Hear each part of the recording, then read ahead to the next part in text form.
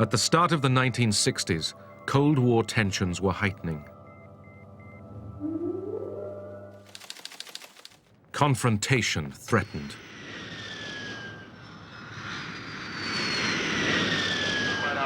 The two superpowers watched and waited, preparing for a nuclear holocaust. The world's safety depended on mutual assured destruction, the threat of mutual suicide that came to be known as MAD, MAD. It's not MAD.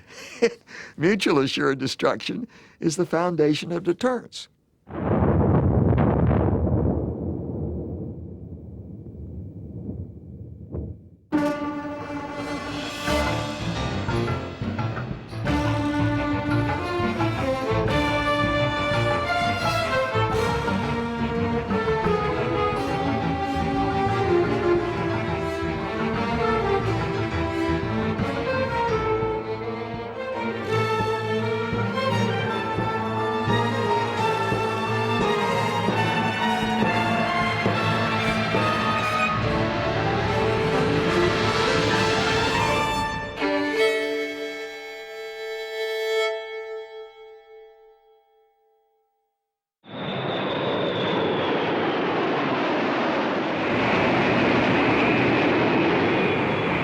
On the 1st of July 1960, an American RB-47 reconnaissance plane like this took off on a routine mission to probe the radar defenses of the Soviet border.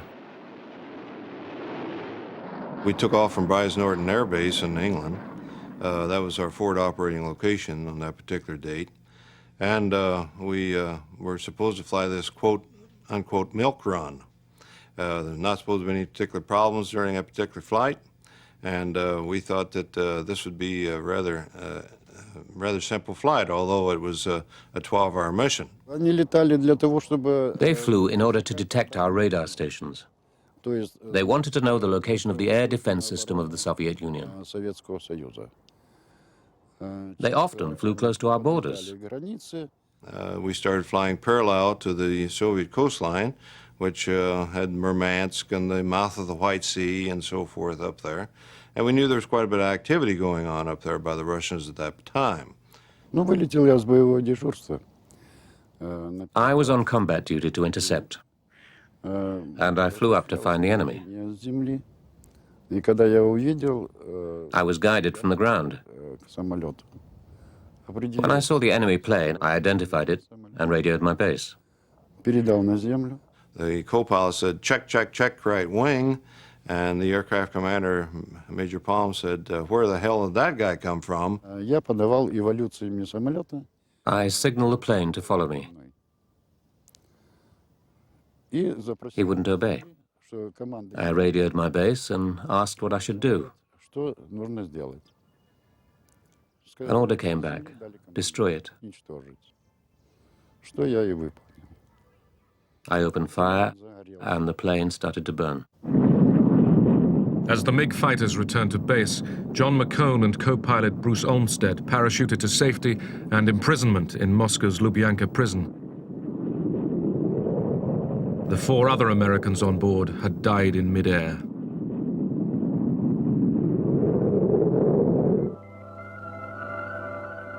On the front line, constant vigilance. War, if it came, would soon go nuclear.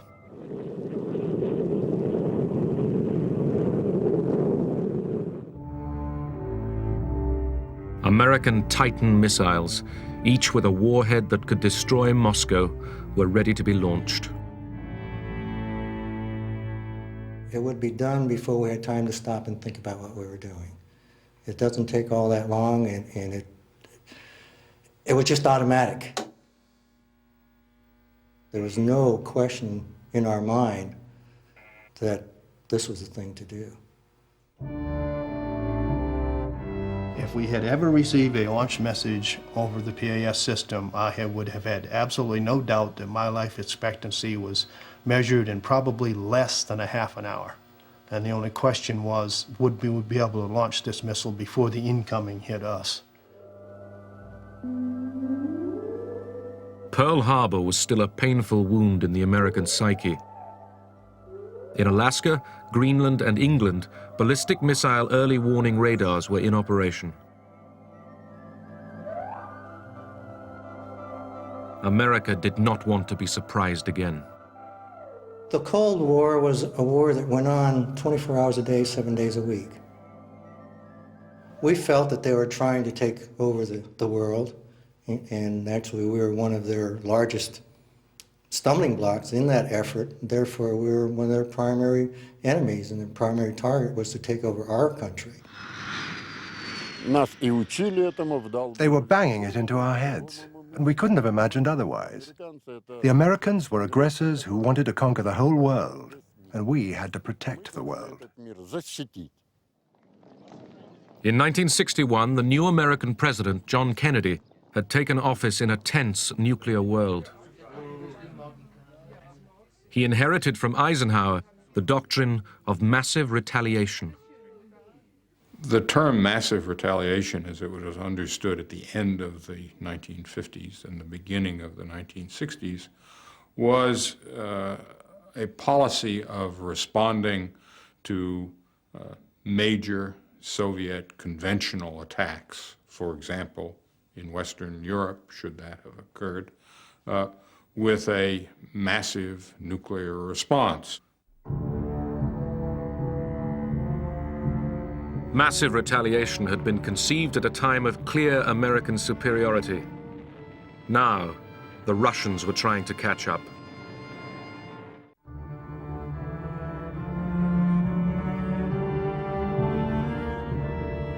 Возник, так сказать, синдром. There was a syndrome to catch up and overtake, to try and show everyone that we weren't far behind the Americans, that we too had nuclear weapons. There were those who said that we can only prevent a nuclear war if we oppose world imperialism with a force of similar strength.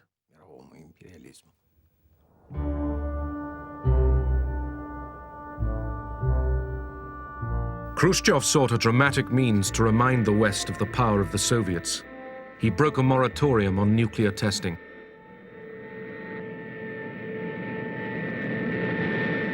October the 30th, 1961.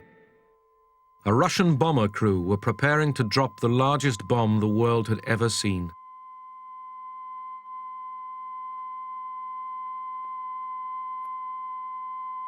Одна.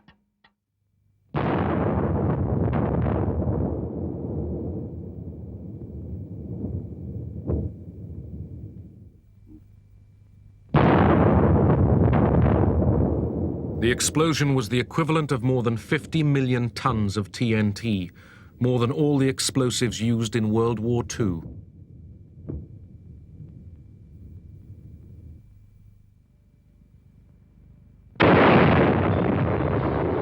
"50 miles away, people were blown off their feet.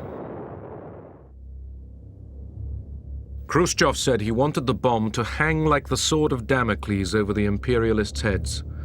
Kennedy took up the challenge. In view of the Soviet action, it will be the policy of the United States to proceed in developing nuclear weapons to maintain this superior capability for the defense of the free world against any aggressor.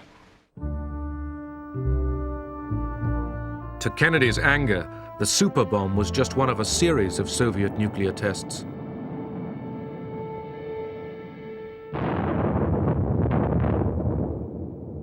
I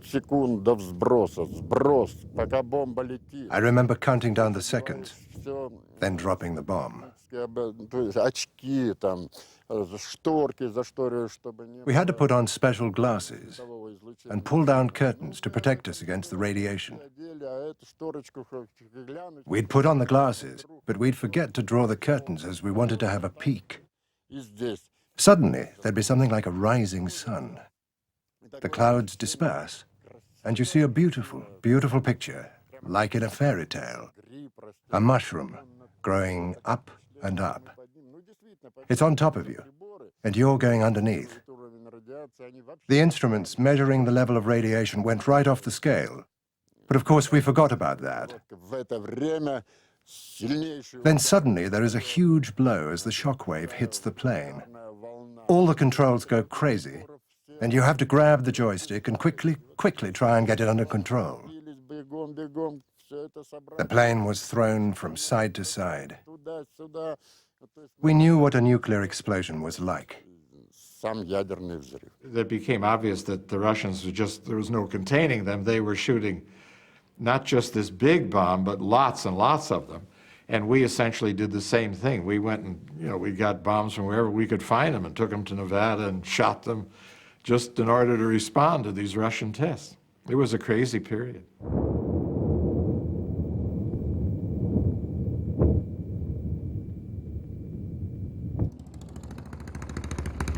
In the West, public opinion was turning against the arms buildup and the testing of the bomb. In Britain, what started in 1958 as a march to the weapons centre at Aldermaston swelled to an annual rally of tens of thousands of campaigners for nuclear disarmament. We did seriously accept the fact that if a nuclear bomb was used in the London area, the effect was going to be so massive over such a geographical area that even people living miles out would have repercussions. And we were quite serious in our expectation that this could happen. The scientists have made it, it's there and available. Somebody's going to want to use it. Kennedy and his Secretary of Defense McNamara were increasingly aware of the danger of relying on the strategy of massive retaliation. Nuclear weapons have no military utility whatsoever, excepting only to deter one's opponent from their use, which means you should never, never, never initiate their use against a nuclear-equipped opponent. If you do, it's suicide. And that conclusion I came to very early. As I say, when I came in, I didn't know the difference between a nuclear weapon and a conventional weapon. But it didn't take me long to find out, a few months, and I came to that conclusion. The problem was how to implement the conclusion. McNamara presented the Joint Chiefs of Staff with an appealing alternative. Soviet cities were no longer to be targeted. They were to strike only at Soviet military forces. This was known as No Cities Counterforce.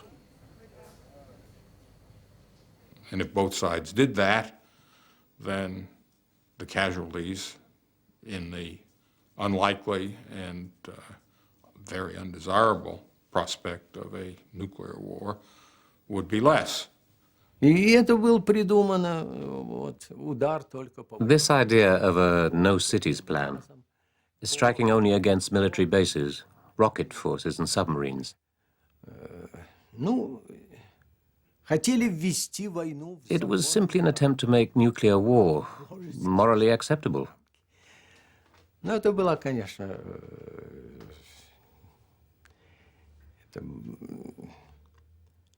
It was an attempt to deceive oneself. The Russians weren't the only skeptics. The head of the Strategic Air Command, General Power, was briefed on counterforce by one of McNamara's assistants. General Power insisted that the only way to deal with these barbarians was to blow them all up. And I said, but who's going to win that? And he said, I would be satisfied if there were just 2 Americans left and 1 Russian. That would be, we would have won. And I said, well, there'd better be one of them a woman. October 1962. Khrushchev, seeking to reduce American nuclear superiority, sent Soviet missiles into Cuba. It was real. You know, this was no joke. They were moving mid-range missiles into Cuba, and I don't think there's any doubt about the fact they were moving. They may have had some there already. They certainly had the facilities to rapidly introduce them. That was tense. Kennedy ordered a blockade and put his forces across the globe on the highest alert.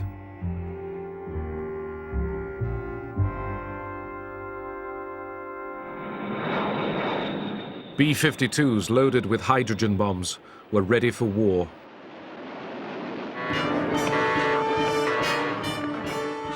During the Cuban crisis, if the horn blew, we shook like the devil. I mean, we were scared. We say, we're on our way. So we simply ran to that airplane and fired up the ground carts to get power to the airplane and air to start the engine. And we cranked those engines as fast as we could, and we would listen for a message from Strategic Air Command to give us instructions on what type of exercise it was, if it was a practice or if it was a real thing. You know, you literally swallowed because you didn't know what it was going to be. Confronted by Kennedy's nuclear superiority, Khrushchev turned the missile ships back. Both Khrushchev's government and Kennedy's government proved to be wise enough to find their way out of this situation. The Cuban Missile Crisis was very important. It showed just how close to the edge of the nuclear precipice the world was standing. Moscow and Washington realized that direct communication between the two capitals must be improved.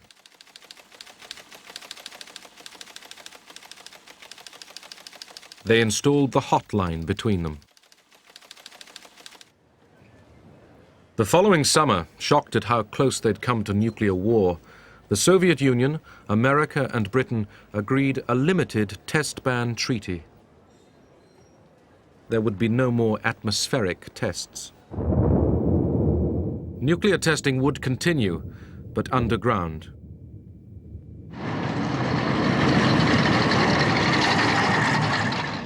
In Russia, the Kremlin had learned a lesson.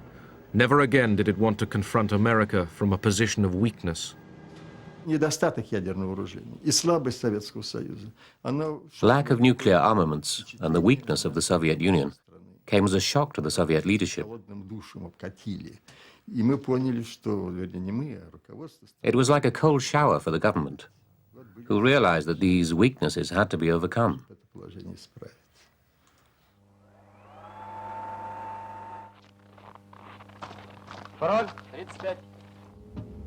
The Soviet Union built up their nuclear forces. They added hundreds of missiles to their arsenal.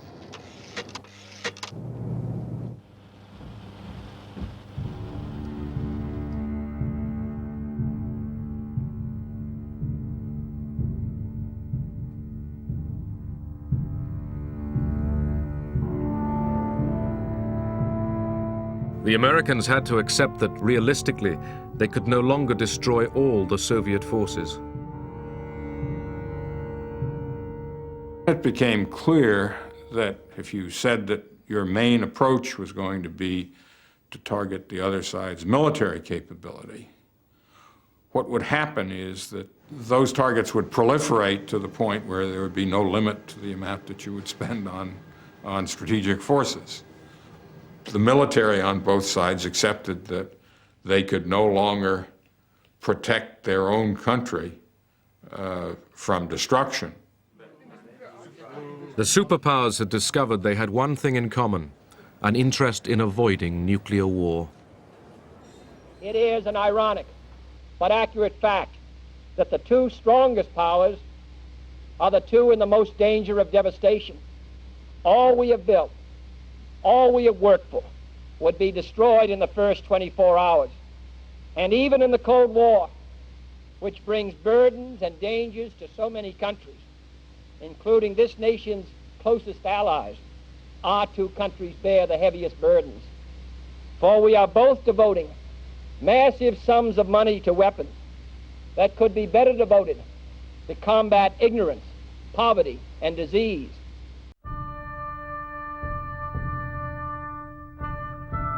A grim logic was beginning to emerge. Nuclear disarmament was not achievable, yet nuclear war was unthinkable. By 1964, McNamara had concluded that his No Cities plan was a dangerous illusion. War would only be avoided, he now thought, by the threat of mutual suicide.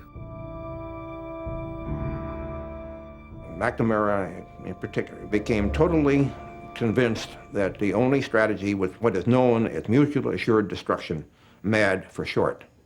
And what that meant was that the only way to have stable deterrence in the world was for both sides to be able to kill 25 to 50% of the other's population. It's not MAD. Mutual assured destruction is the foundation of deterrence. Today, it's a derogative term, but it's those who denigrate it don't understand deterrence. If you want a stable nuclear world, if that isn't an oxymoron, let me rephrase it, to the degree one can achieve a stable nuclear world, it requires that each side be confident that it can deter the other. And that requires that there be a balance. And the balance is the understanding that if either side initiates the use of nuclear weapons, the other side will respond with sufficient power to inflict unacceptable damage. Submarines now played a crucial role.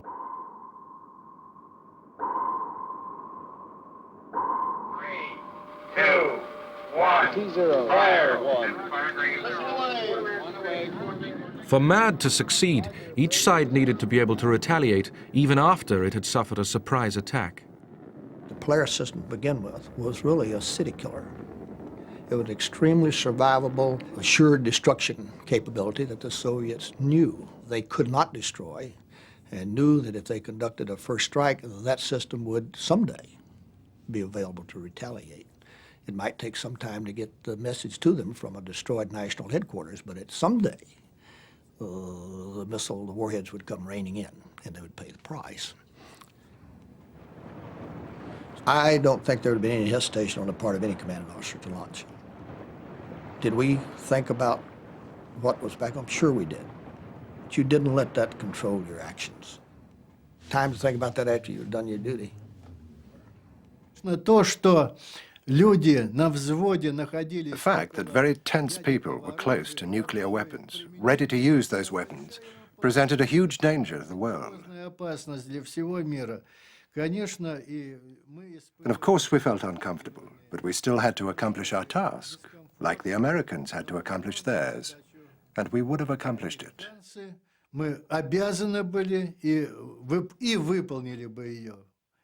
What would it have ended in? It would have had very sad consequences for the world. I thought from the beginning it was morally bankrupt, decrepit, morally I just do not accept war, that the primary objective of the war is to kill people. Primary objective of war is to win the bloody thing with as few losses to, first of all, to your own side, and second to the other side. Always you want to minimize losses on both sides, but first of all yourself. But you want to win the thing and get it over as soon as possible. If the first day had involved attacks on cities, then it would have been just unbelievably catastrophic. Tens of millions of deaths and enormous destruction. Even one thermonuclear weapon on a large city would be destructive on an almost unimaginable and unprecedented scale. World War II killed 50 million people, but it didn't do it in one day.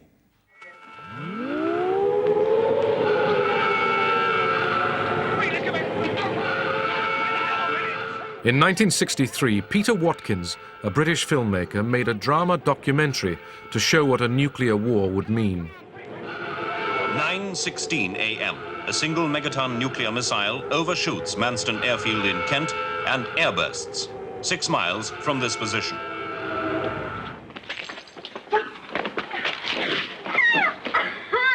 At this distance, the heat wave is sufficient to cause melting of the upturned eyeball, third-degree burning of the skin, and ignition of furniture. 12 seconds later, the shock front arrives.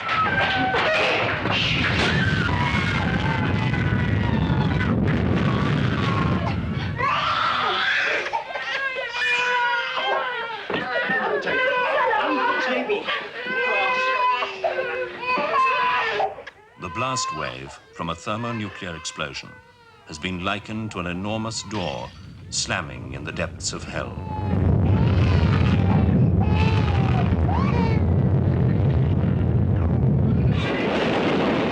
The film was called The War Game. The BBC banned it.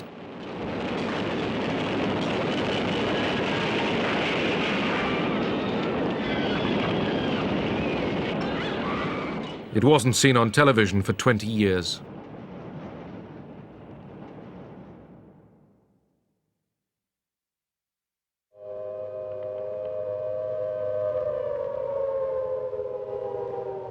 There was, for a period of a couple of years, at least a year, a strong effort to persuade the American public that it was worth investing in and practicing civil defense. That campaign fell flat. The public wasn't very interested. I think the public concluded that if a thermonuclear war were to take place, civil defense, although it might preserve some lives, would not preserve most lives, and what came afterwards would have made life not worth living. Whether you're sitting in your desk next to the window or standing in the elevator shaft, it wouldn't be of any great significance if the bomb were dropped in this area within a radius of 25 miles. I assume you're supposed to go to a shelter, but in a city like New York, there's not much chance that a person would survive if there was an attack or something. In the case of a real attack, nobody would know what to do, I'm quite sure.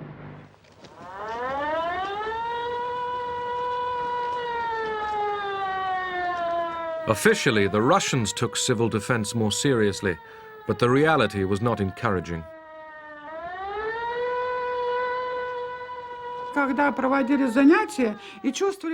When people began to realize how dangerous these weapons were, they used to joke that if a nuclear bomb was dropped nearby, all there'd be left to do was to cover yourself with a white bedsheet and crawl to the cemetery. If you could make it to the cemetery, that is. The leaders were guided by the idea that, as there might not be a nuclear war, why spend money which we were so short of? On the other hand, if there was a war, civil defense would not help. It was a very sensible, purely pragmatic Russian attitude.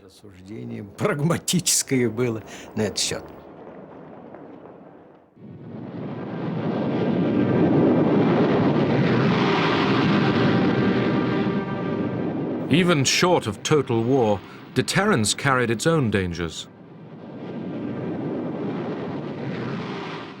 In 1966, over the coast of Spain, a B-52 was due to attempt a routine refueling mid-air from a tanker.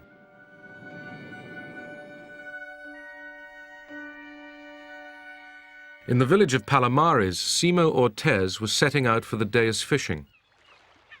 I was fishing opposite Villaricos, and the planes were flying overhead.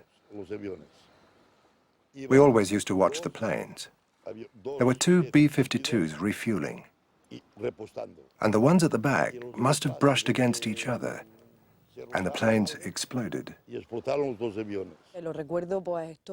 I remember all this fire in the air and pieces of aeroplane falling to the ground. I remember all the neighbors running to the place where the smoke came from. We thought that what had fallen there was still burning.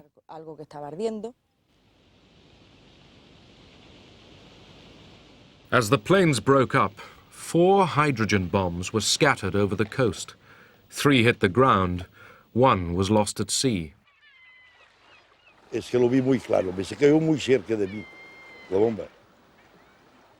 saw it very clearly. The bomb fell into the sea, very close to me. And then I saw how much interest the Americans showed. The whole Sixth Fleet came. There were 5,000 soldiers living on land in tents. Generals, colonels, so many important people from North America. The American fleet searched the ocean for the missing bomb. Those on dry land had different problems. When the bombs hit the ground, safety devices prevented a thermonuclear explosion. But the conventional high explosives used to trigger a nuclear blast had gone off, scattering radioactive plutonium.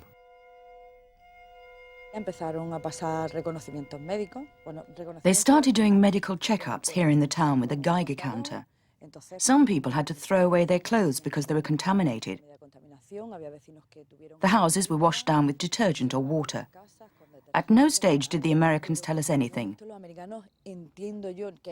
People were scared because no one knew what was happening.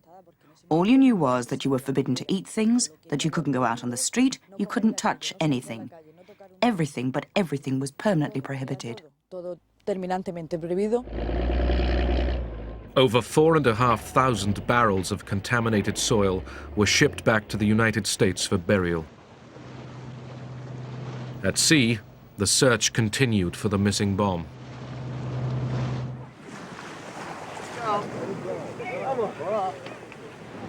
The Spanish feared that the Mediterranean was contaminated. American ambassador Biddle Duke went swimming for the cameras.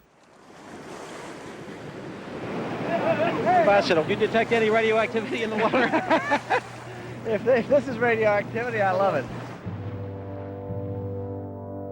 80 days after the accident, an American mini-submarine, Alvin, found the missing bomb intact. The Pentagon called a lost nuclear bomb a broken arrow. Palomares was the 14th broken arrow since 1950. More were to come. The number of Soviet accidents is still unknown. The Russian military were unconvinced by McNamara's notion of assured destruction. They saw it as their first duty to protect their homeland. They worked to develop anti-ballistic missiles, ABMs, which could destroy American missiles in flight. В свое время это был щит и меч. Был танк и было противотанковое орудие. Был самолет. First, there used to be a sword, and then a shield, И вот показалось, что then a tank and anti-tank gun. неуязвимым средством, что уровень Now it turned out that a missile was not invulnerable. такого рубежа Science and technology was developing so fast, it had become possible to fight the most dangerous, most invincible weapons. неуязвимым оружием. To the United States, Russia's ABMs came as a blow. It was a terrible paradox. By building a defensive system, Russia had put the delicate nuclear balance at risk. Считалось, что система ПРО — это зонтик. We thought of it as an umbrella. Would an umbrella harm anybody? If it rains, you open it up. That was how we saw the ABM system. It was an umbrella to protect our population against a possible missile strike. In terms of MAD, if you believe in mutually assured destruction, anything that interferes with both sides, see, it's mutual assured destruction. It must be mutual, and it must be assured. So anything on either side that it would interfere with both sides, either or both sides, capability to kill 20 to 50% of the population of the other side is, by definition, destabilizing. Введение ПРО элемента, оно... The introduction of ABMs destabilized MAD, the balance of terror. Balance of terror. We were both so afraid of nuclear armaments. We knew that you wouldn't strike and we wouldn't strike. But now, if one side could counter the other's ability to respond, then they had the advantage. America, too, had been developing an ABM system, but McNamara was reluctant to authorize production. The system was easy to beat, and the sums just didn't add up. The ratio of cost to the defender as against the offense was very unfavorable in that it would cost, say, like $5 to the defense to counter every dollar that the offense spent. and therefore the economics just strongly favored the offense. McNamara convinced President Johnson to abandon ABMs, but only if the Soviets agreed to do the same. In 1967, war in the Middle East raised international tension to boiling point. America supported Israel. The Soviet Union supported Egypt, Syria, and Jordan. The Israelis have released these dramatic aerial pictures to support their claim to have shot down 6 MiG fighters of the Syrian Air Force. Israel swiftly inflicted a crushing defeat. America, fearful that the Soviet Union might come to Egypt's aid, prepared the Sixth Fleet for action. Six-Day War between Israel and Egypt. And as a part of that, the hotline was used for the first time. And one of the messages from Kosygin to President Johnson was, if you want war, you'll get war. And these were very, very tense times. To reduce the tension, President Johnson and Soviet Premier Kosygin agreed to meet at Glassboro, New Jersey. In spite of the Middle East crisis, ABMs were high on their agenda. The president and the premier had a meeting, and the president started speaking. He said, let's come to an agreement. Let's each not build such expensive ABM systems. Kosygin said, I'm against this. Why do you object to a system that protects people? Defense is something moral, and aggression is immoral. Missiles mean aggression. If you agreed to reduce the number of aggressive missiles, then I could speak about reducing our defense system. Whilst the arguments over ABMs continued, American scientists were preparing a countermeasure: multiple, independently targeted re-entry vehicles, MIRVs for short.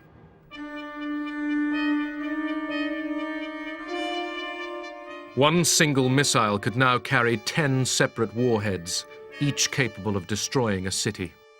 Once you got into the MIRV era, the problem of strategic defense became infinitely more complicated, infinitely more expensive, because you had to devise ways of going after a multiplicity of warheads and all kinds of junk that would be put into the atmosphere to mislead the defense.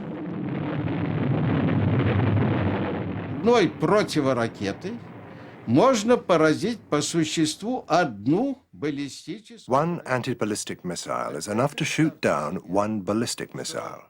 Баллистическая ракета имеет... But now imagine that a ballistic missile has 10 separate warheads. Тогда, значит, возникает необходимость... In order to shoot down one of those missiles, you would need at least 10 anti-ballistic missiles. Против нее по меньшей мере 10 противоракет.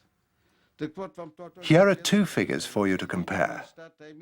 The United States of America had on their land-based launching sites alone 1,054 ballistic missiles. To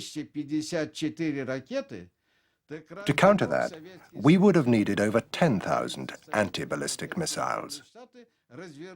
That would be madness. Это безумие. Мы, Советский Союз, исходил из того, что если мы не остановим эту гонку... The Soviet Union realized that unless we stopped the arms race, then the Americans, who were financially better off, could outdo the Soviet Union. в строительстве вооружений. И надо сказать, что к этому времени уже сказывалось... The leadership began to understand that now we had to choose between building socialism and communism or making missiles. Или, значит, делать ракеты.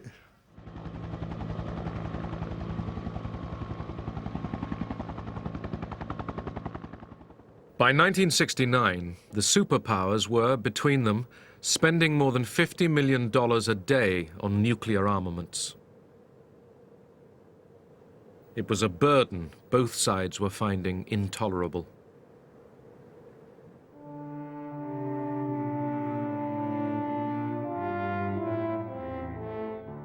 At last, they agreed to meet in Helsinki to try to halt the arms race. The negotiations came to be known as SALT. Well, SALT stands for Strategic Arms Limitations Talks.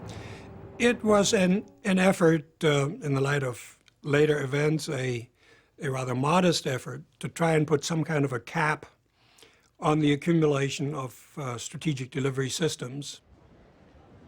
The bargaining was not going to be easy. Как в омут, вот закрывали глаза и ныряли. It was like diving into a swamp with your eyes closed. There were a lot of doubts and difficulties in organizing these things, particularly because before going to the talks, the members of the delegation were called up by Brezhnev and very seriously warned not to say too much. Очень серьезно предупредил их о том, чтобы они не болтали лишнего. He reminded them that the KGB was listening and the Lubyanka prison was watching. Имейте в виду, что за вами Лубянка. The Soviets were far more hesitant about doing anything that might involve some sort of intrusion into their society, because inevitably anything to do with real arms control would involve inspection, verification, and so on and so forth. And this, for the Soviets, remained anathema. Negotiations dragged on throughout 1970 and 1971, as each side tried to come to terms with the other's philosophy. The Soviets really had it in their gut, in the marrow of their bone, this inherent right of a nation to defend itself. And there wasn't really any argument in those days, early days, of a technical nature, of a strategic, analytical nature. It was just the God-given, they wouldn't have said God, right of a nation to defend itself. Советский Союз был как бы голый, окруженный вокруг. The Soviet Union felt naked, unprotected, surrounded everywhere by American nuclear forces. Так сказать, жизнь Советского Союза очень тяжелая. И It was very difficult to protect the Soviet Union. период был по обеспечению безопасности страны. Когда у нас появились... When we had developed our own ballistic missiles, although we had very few, we realized that it had acted as a counterbalance. But when we started the talks, we remembered all the kinds of weapons that could reach us. Behind the scenes, Henry Kissinger, Nixon's national security advisor, arranged private meetings with Soviet ambassador Anatoly Dobrynin. Эти переговоры, которые шли, они шли, можно было, они шли несколько лет. These meetings made it possible to introduce corrections or amendments without losing face. Поправить, без ущерба, без потери лица. Когда мы разговаривали... Using the back channel with Kissinger, we could first state the official point of view А потом мы вели неофициальный разговор. and then talk more freely. Официальный разговор, он, конечно, основывался. Он знал позицию своего президента, я знал позицию нашу. Поэтому я мог свободно... I would say, Henry, mind you, or you should realize. Я фантазирую, я говорю, что четко, что имею в виду, Генри, что это... I was really just thinking aloud. Иногда размышлял, потому что мне казалось... Then he would say, well, Anatoly, why should we get stuck on this? Why don't we do it in a different way? Может быть, вот так сделал лучше. Face to face across the table, the two sides made progress on ABMs, but they barely touched on the most destabilizing of the new technologies, multiple warheads, MIRVs. Но этот предмет не был, так сказать, очень широко обсуждаем. The subject was not really discussed, because by then the Americans already had this technology, and Russia didn't. Американцы уже имели отработанную эту технологию. We believed that we should have it too. Мы считали, что мы ее тоже должны иметь.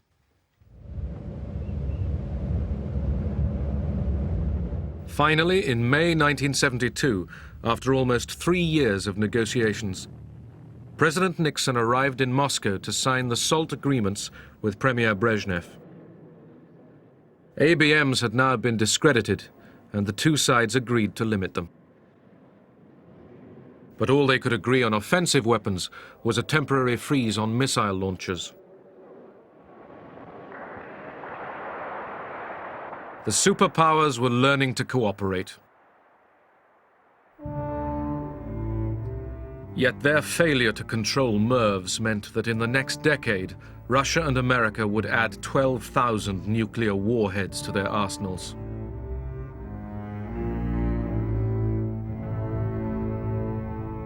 Preparations for global annihilation continued.